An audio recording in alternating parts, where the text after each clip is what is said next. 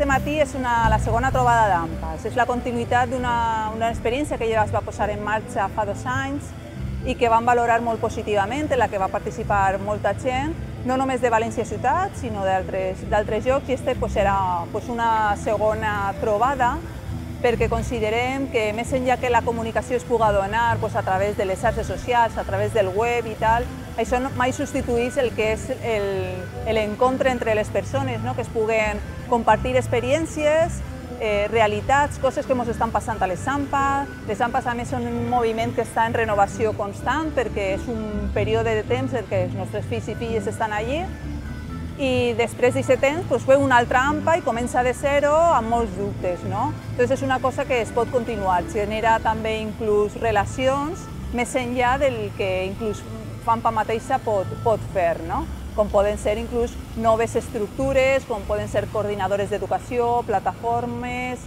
i pensem que és un bon moment per a compartir també experiències. Aquesta que hem fet avui és la segona trobada d'AMPA, organitzada des de FAMPA en col·laboració amb Fent Ciutat i amb Fundació l'Horta Sud.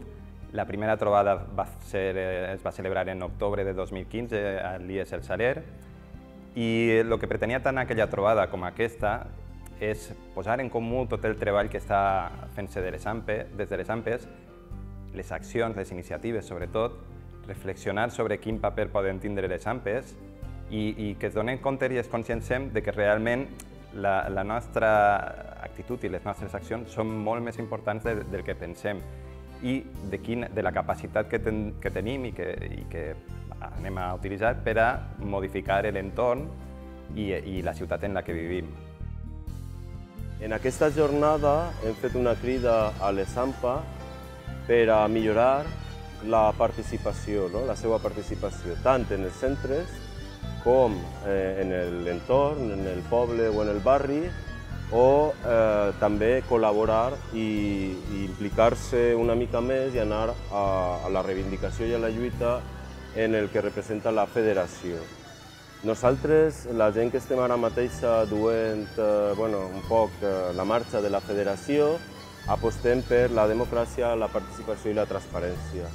I aquesta jornada precisament anava en aquest sentit, en el sentit sobretot de remarcar la participació. Hem tingut diferents tallers que podeu veure i el que hem vist és la necessitat d'aprofundir en diferents mecanismes de participació, de ser imaginatius, de tindre més clar el funcionament de les AMPA i a partir d'ahir poder contribuir millor a construir un nou sistema educatiu que és un poc la idea que estem generant i que ja portem molts anys fent des de la Federació, des de FAMPA València.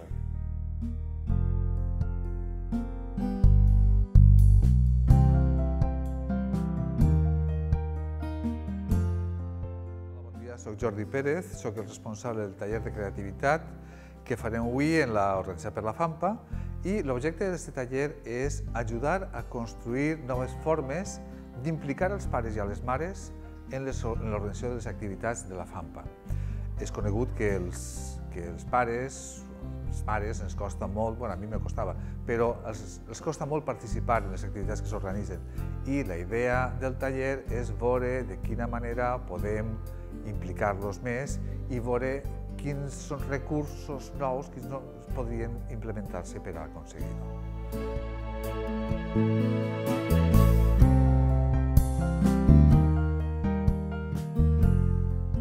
Es un taller que está enfocado a ofrecer maneras de cómo fomentar esa creatividad para buscar soluciones creativas ante la baja participación de las familias en las AMPAs. Hemos comenzado el taller esta mañana hablando de qué es la creatividad, cómo la creatividad es una herramienta muy poderosa para hacer cambios y para fomentar esa participación de las familias en el AMPA. Muchas veces el qué nos impide ser creativos, ¿vale? Los patrones que nos hacen muchas veces que esa creatividad nos surja y nos regimos muchas veces en esas experiencias y no pensamos un poco más desde esa creatividad que hace falta para producir cambios.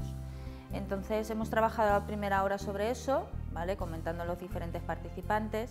Ahora, después del café, lo que haremos es utilizar una técnica que se llama Work Café, es una técnica participativa, que da pie, ¿vale? A trabajar esa creatividad y a ver diferentes opciones, soluciones ante la pregunta que trabajamos en la misma técnica.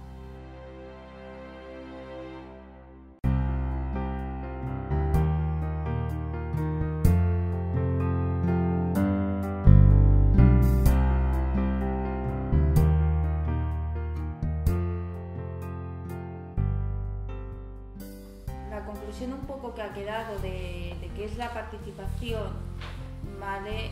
Se relaciona con la locura, ¿vale? Es a que mola. Lo que es la creatividad, sobre todo, es hacer cosas que no se han hecho todavía, ¿vale? Algo que no se ha hecho, que no se ha intentado. Es el fondo de esa creatividad. A raíz de hablar sobre la creatividad, de lo que es, ¿vale? Han salido, digamos, recursos, experiencias, porque sobre todo habían 2 experiencias de 2 AMPAs, ¿vale? Y de ahí han sacado, en conclusión, también un poco de que esa creatividad, dar ese paso de creatividad, para dar ese paso de locura, ¿vale? Es necesario romper viejos patrones, viejas formas de funcionar, que muchas veces esa forma de funcionar viene de la experiencia, que no es mala la experiencia, todo lo contrario. La experiencia es algo que te enseña y de ahí se pueden sacar muchas cosas que ayuden a crear otras cosas diferentes. Pero hay que romper esos viejos patrones para llegar a ese punto de locura. Hay una conclusión bastante... Yo lo tengo aquí en foto, ¿vale? Porque como hemos trabajado sobre un papel, yo no he cogido anotaciones, yo he ido foto. Y aquí hay una cosa importante, que en cierta manera es como la gran parte de la conclusión, que es desmontar modelos de participación y construir otros nuevos, ¿vale? Sabemos que algo no funciona y lo hemos hecho una y otra vez, y muchas veces por miedo, ¿vale? De no ser capaces de construir algo nuevo, ¿vale? De poder formular algo nuevo, ¿vale? Ahí hay mucho emocional metido. Entonces hay que romper esos miedos y hay que pensar en otra forma de actuar, de funcionar.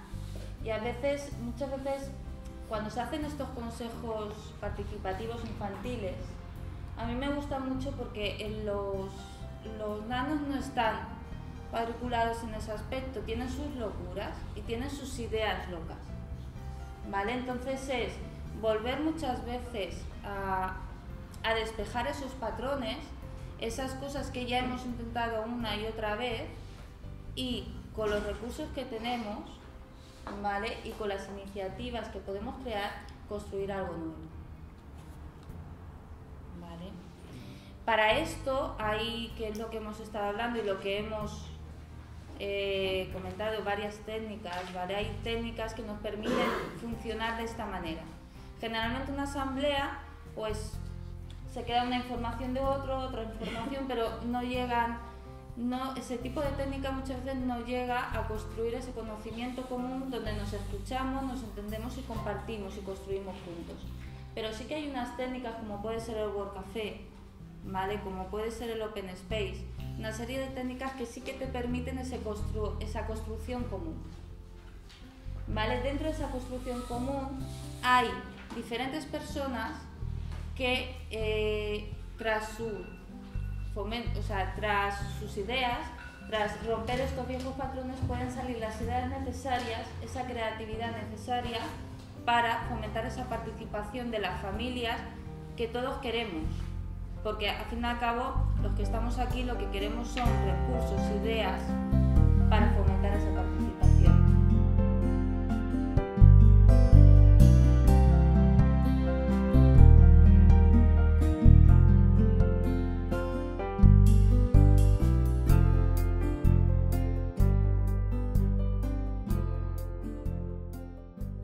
Soc Rosa Clement, he sigut professora de matemàtiques, ara estic jubilada, però portem molts anys fent mediació escolar.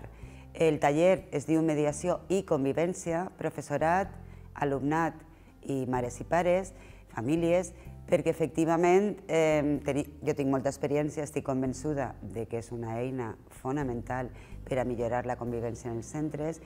La primera part del taller el que hem fet ha sigut posar en comú com tenim el tema en cada centre, som 6 persones, un debat sobre la importància de la mediació i ara ja començarem a mirar més a fons el que és la mediació formal, quines repercussions té, quina aplicació té a l'àmbit escolar i acabarem fent una pràctica de mediació. Donarem els fonaments de com es fa una mediació formal i a continuació farem una mediació, una pràctica.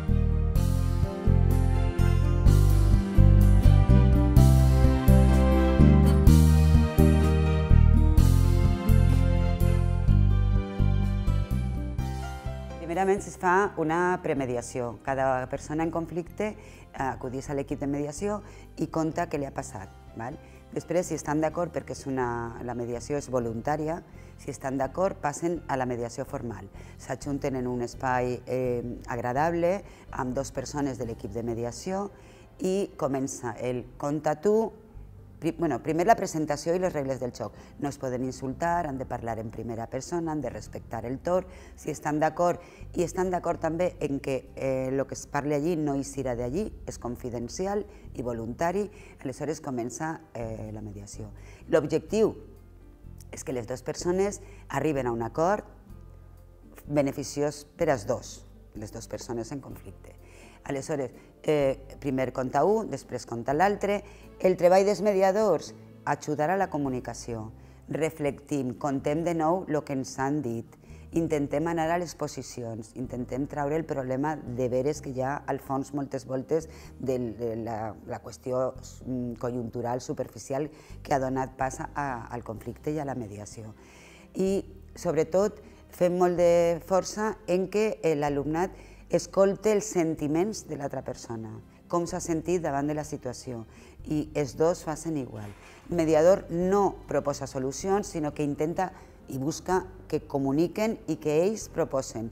El mediador no juzga, no se posa de part de ningú, és totalment neutral i moltes voltes se pot arribar a un acord beneficiós per als 2, les 2 persones en conflicte, altres voltes a un compromís, almenys de no continuar agredint-se.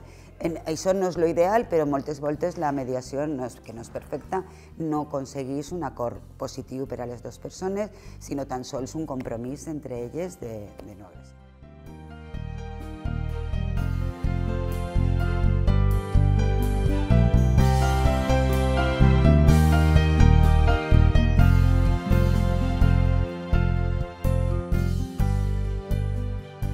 Sí, a veure, nosaltres el nostre taller era sobre mediació i hem començat primer responent breument cadascuna d'un qüestionari, per tant posant en comú a partir de l'experiència de lo que cada un i cada una teníem del que se fa en cada un dels nostres centres. Hi ha persones de l'Humanista Mariner, l'experiència de l'IES del Saler, la Malvarrosa i un centre més. Entonces cada un hem anat contant quina és la situació del meu centre en relació a la mediació. Hi havia gent que tenia equips de mediació en el seu centre, hi havia gent que tenia equips de mediació de participació d'alumnat i profes, i altres que eren alumnat, profes i pares i mares.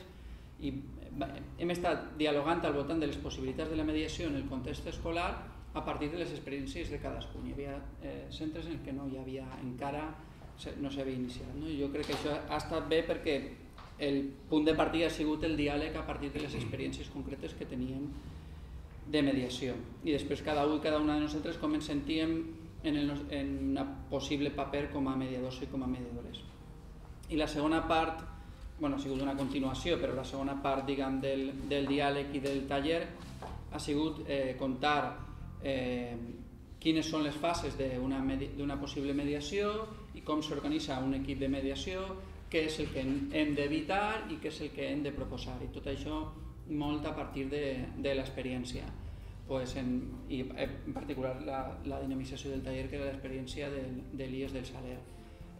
Com se crea un grup de mediació, com se gestiona i quina relació, quin tipus de conflictes són capaços de resoldre un institut, entre un conflicte que n'hi hagi entre dos alumnes, si és possible un conflicte entre un profe i un alumne, si són capaços de posar-se a la mateixa altura per a poder dialogar, quina possibilitat d'èxit té o no aquest conflicte, i després hem estat acabant, jo crec que més en una preocupació de com continuar desenvolupant les experiències de mediació que hi ha als nostres centres i com en els centres que no hi ha s'han començat a fer preguntes per a poder posar en marxa un equip de mediació en cada un dels centres que estaven.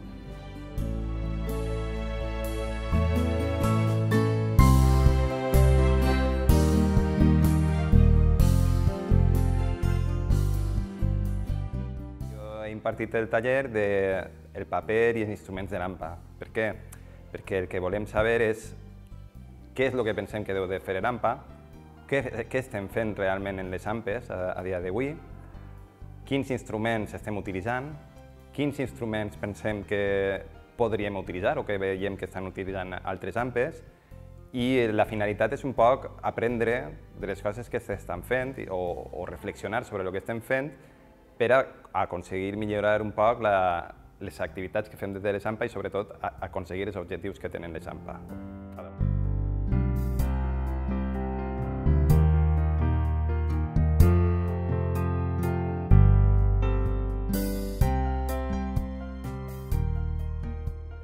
El nostre objectiu en el taller era el desenvolupar com es connectava l'AMPA amb el barri i la resta de col·lectius del barri. Testejar si es feia, com es feia i si es podia potenciar. Primer hem parlat de com es prenien les decisions des d'un AMPA, com es jerarquitzava la decisió, la presa de decisions sobre l'acció, i si l'AMPA es connectava amb l'exterior o no es connectava. I una vegada identificat si es connectava l'AMPA a l'exterior o no, com ho feia, si ho feia de manera horitzontal, si se feia de manera esporàdica, i una vegada es testejava com era aquesta relació de l'AMPA en el seu barri, ja hem entrat en les iniciatives, quins eren els interessos de cada una de les AMPes i en què manera milloraven l'entorn del col·le i l'entorn del barri. I el que sí que s'han adonat que és important que l'AMPA isca fora de l'entorn de les quatre pares del col·le i que és una associació molt important i molt vertebradora en un barri.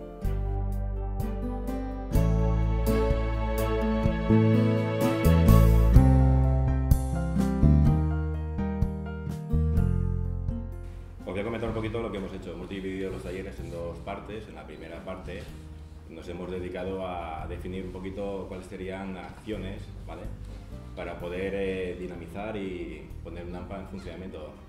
Digamos, una parte había dentro y otra parte era la de fuera, ¿vale?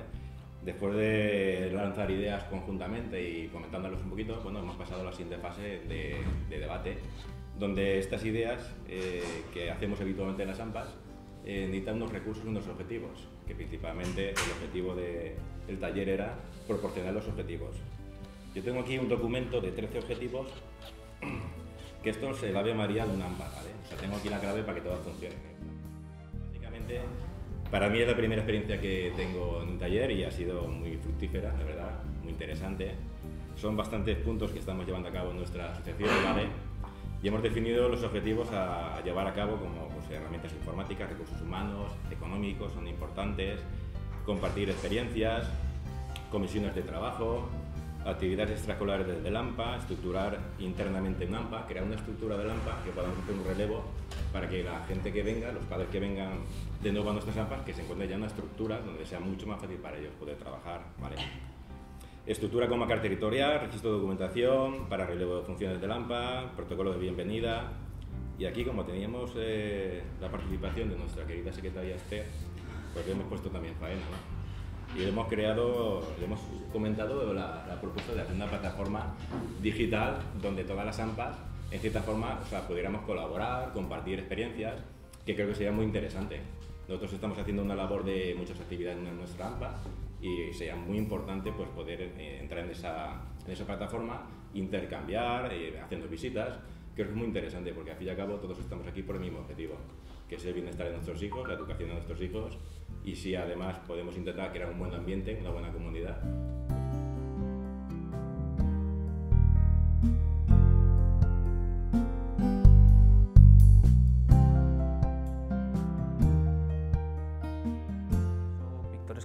I soc tècnic de participació ciutadana a Castelló de la Plana i bé, soc voluntari en formació a associacions i per a entitats com les AMPES en aquest cas o la Confederació Gonzalo Anaya, ens ho necessita i així estem. I el taller que hem treballat, que ha treballat la gent de les AMPES amb mi, ha tractat sobre com augmentar la participació a les associacions. Hem parlat un poc de la segmentació, és a dir, que tot el món no participa igual i per tant n'hi ha que oferir coses adaptades a com participa cada persona. No podem voler que l'AMPA tinga molta gent i oferir un sol tipus d'activitat, sinó que hem d'oferir diverses. I hem parlat un poquet del funcionament dels grups i això.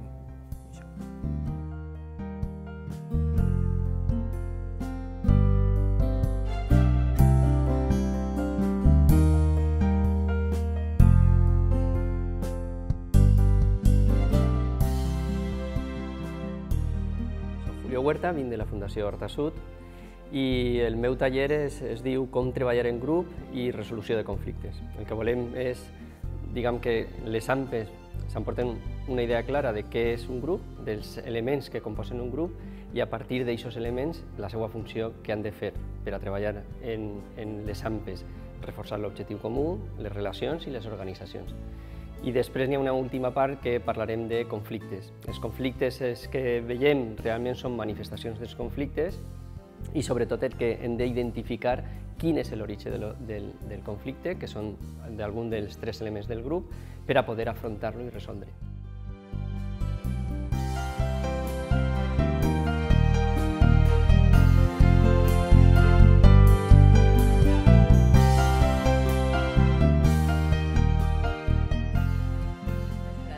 Els dos tallers, el de treball en equip i el de participació en les AMPA, i s'ha fet molt curt.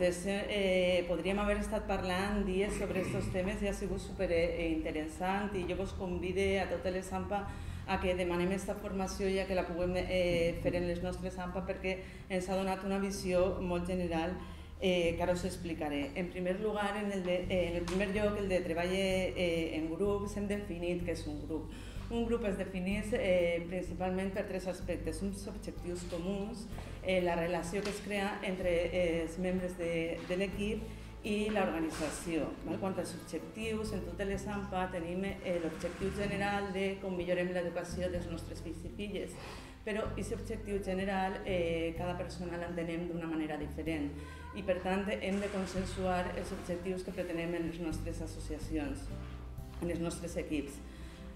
Fomentar la relació és molt important per a que no sorgisquen conflictes i fomentar la relació és des de fer un sopar tots junts i fer grup. I per altra banda ha d'haver una organització clara, una organització quant a repartiment de responsabilitats, quant a normes, quant a saber quan ens reunim. Això molt resumit el tema dels equips.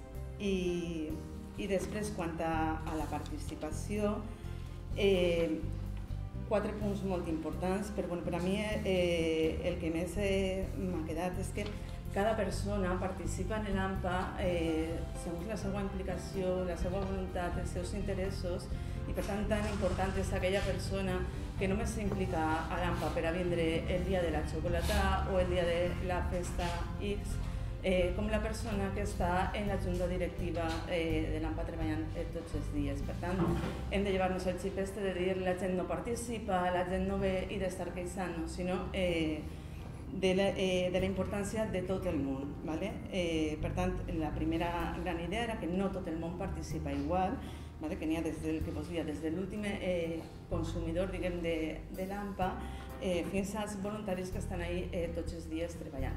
Per als grups mitjans per la part mitjana hi ha gent que potser té uns interessos concrets i són els que organitzen un grup de teatre, un grup d'una activitat concreta i aquesta gent és molt important i aquests grups mitjans també fomentar-los i treballar-los.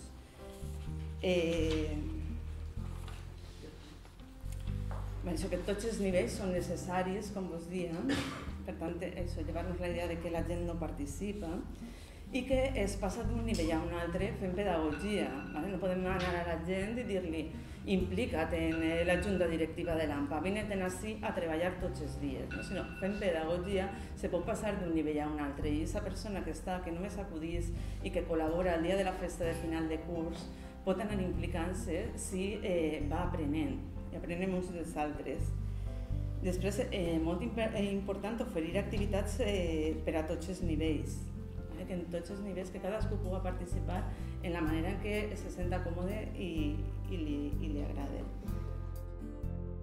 De la continuïtat d'esta trobada de la trobada anterior, no sé si vols dir alguna cosa que sí que estigui... Bueno, jo vaig estar en la primera, he estat en la segona i espero estar en la tercera i que siga el més pront possible, perquè jo penso que aquest tipus de trobades són bones per a tots i ens donen moral, ens donen ferramentes i ens donen ganes de continuar fent les coses que estem fent. Entonces, simplement això, agrair-vos a tots que hagin vingut, espero que en gaudiu i esperem que el més pront possible fem la tercera trobada d'AMPA i que funcioni igual de bé o millor que està.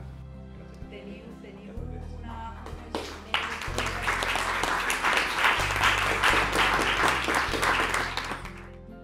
I és el mecanisme també que hem establert les AMPA, que fa temps que portem, que és el de la federació.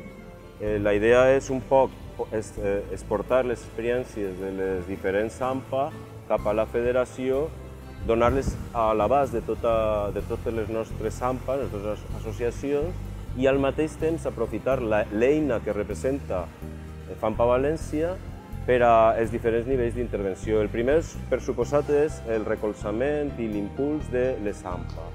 I a partir d'ahir també tenim altres àmbits d'intervenció, tant a nivell de País Valencià, a través de la Confederació Gonzalo Anaya, com a nivell estatal, la CEAPA, inclús està parlant d'una confederació europea. Volem un model alternatiu, volem un sistema d'ensenyament diferent que tingui en consideració tots aquests factors en els que nosaltres estem defensant, com és la qüestió de la laïcitat, de la igualtat de gènere, de la defensa de la llengua, la nostra llengua, de la gratuïtat del sistema, d'un sistema totalment públic, i això ho hem de construir. I és a partir del nucli, que és l'AMPA, anar de baix cap a dalt, en aquesta línia reivindicativa, que és la que nosaltres sempre hem portat, en aquesta línia de lluita. I en això estem, vull dir que hem fet la jornada per a intentar millorar el nostre funcionament. Sempre fem les jornades en aquest sentit, les fem en diferents sentits i en diferents temàtiques, i després també n'hi ha que ajuntar-les, perquè nosaltres pensem que el sistema educatiu no és sols una qüestió, com per exemple ens hem trobat que ara en aquesta nova administració només està atacant una determinada sèrie de problemes i no està cobrint tot el que és el sistema d'ensenyament, que nosaltres considerem que és una qüestió global.